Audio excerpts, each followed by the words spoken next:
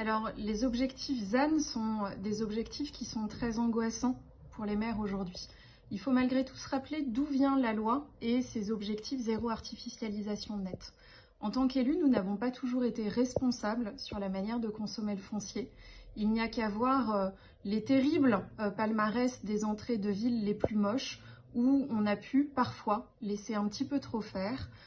et consommer de manière très excessive le foncier. Il est donc logique d'avoir un jour une loi qui vient réguler la consommation foncière, surtout lorsque l'on voit les énormes enjeux en termes de biodiversité et d'environnement, mais aussi en termes de défis alimentaires. Cela n'empêche pas que de nombreux élus nous font monter des questions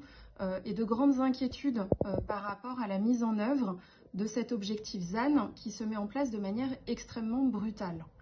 C'est le cas notamment dans le cadre des conférences des SCOT où plusieurs élus ce matin nous ont fait remonter le manque de retour qu'ils avaient de ces différentes conférences et de la manière dont l'objectif allait pouvoir être territorialisé,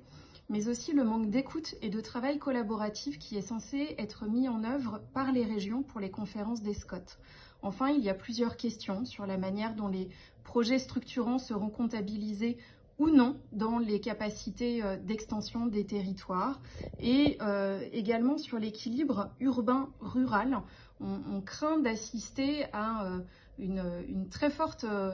représentation des pôles urbains qui pourraient capter la plupart des terrains que nous pourrons consommer dans les années à venir,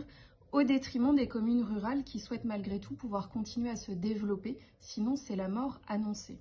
Dernier élément, les communes qui ont fait preuve de sobriété foncière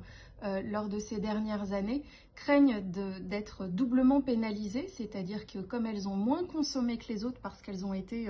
raisonnables ces dernières années, elles auraient encore moins à consommer puisqu'on prend comme référentiel les 10 dernières années.